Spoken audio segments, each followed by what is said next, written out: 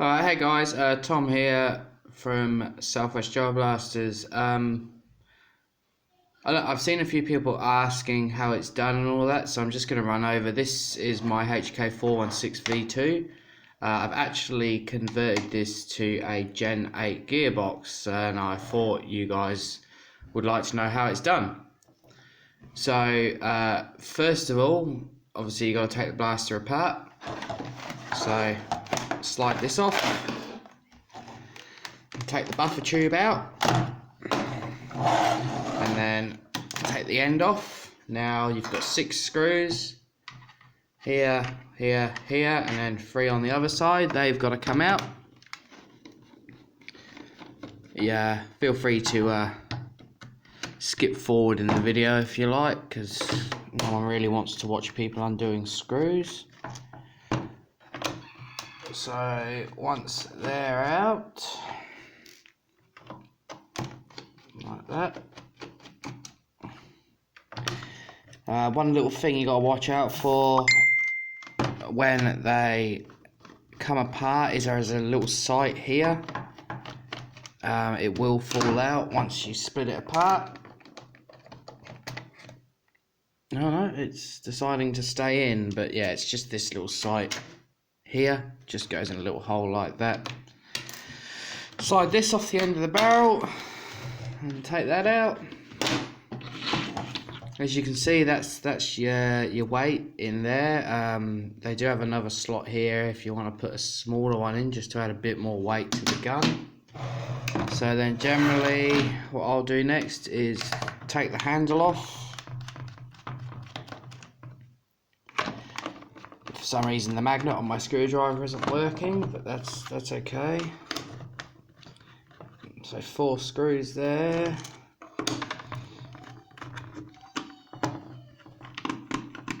Right. As you can see, you got your lovely Gen 8 motor in there. And now the next one to do is to take the mag release off. So 1 screw out there, and then just remember to take the spring out, because that will drop out otherwise. And that just pops out from the other side. That's nice and easy. And now you have the screws for the gearbox. Once you take all these out, like so.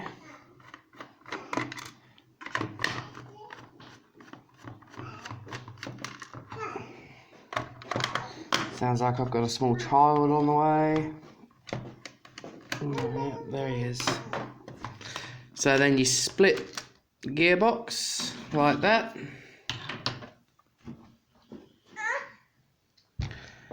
Okay.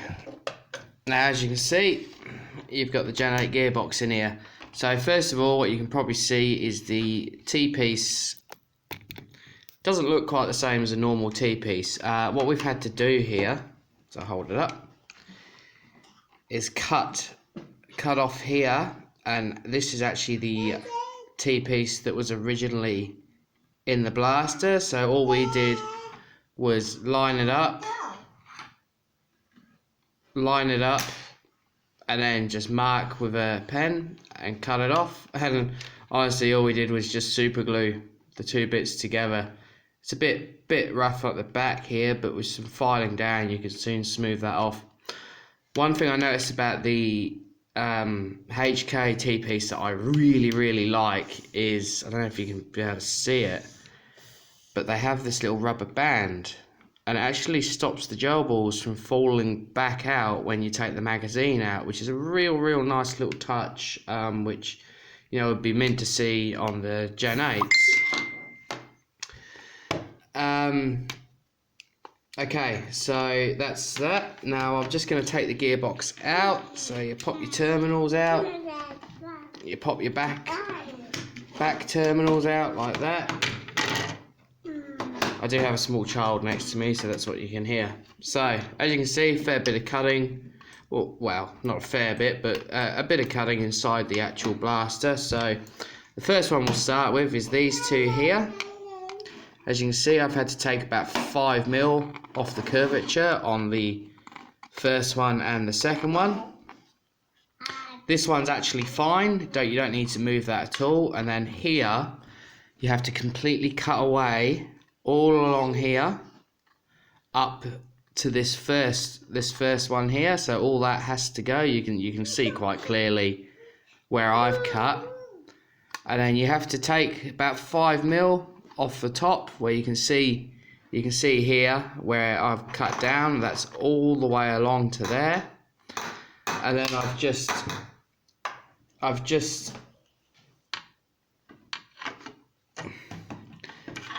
rounded these off just a touch, so the actual gearbox will sit in. Now the other part is down here. You can see I've taken this completely off. It's not needed for anything. And the only other actual part is on the gearbox itself. This is entirely up to you. There's a little tag here that goes over these parts. It's too small, so you have the option of either cutting that off like I have, or cutting this out here. Now that's actually quite a large piece to take out, so I thought for strength I'd leave that and just take the back bit off of the gearbox where I showed you before here. Now once you've done all that, and I got to remind you, you have to do that to both sides of the gearbox. It's actually fairly simple. The gearbox just sits straight in there, nice and tight. There's no movement at all. There's no, it's not going to move around when you're firing and stuff. Honestly, I'm amazed at how easy of a conversion it was. And that is pretty much it. All the terminals go back in their same place. The only thing is I have actually taken out, there's a mag prime that sits up here. I've completely got rid of that. That's just a personal preference. I don't think it's needed when I'm running a drum mag or anything.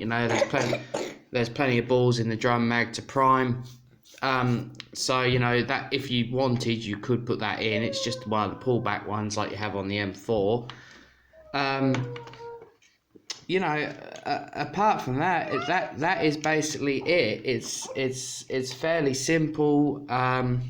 You put both sides on, and they slot on fairly simple to each other. And it can't really be much more straightforward than that. The only thing I would suggest maybe in the future is drilling this part out and getting rid of this in the buffer tube, because I have noticed that these contacts aren't the best, and then running wires straight through the buffer tube like what's on the M4 pretty much, so you can just connect your battery straight in. So once that's all together like that will just slot straight back over like so.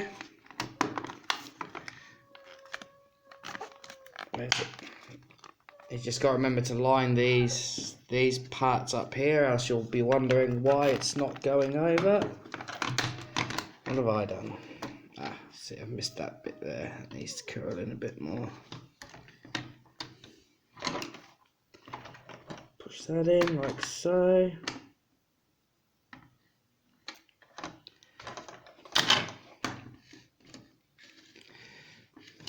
Like that.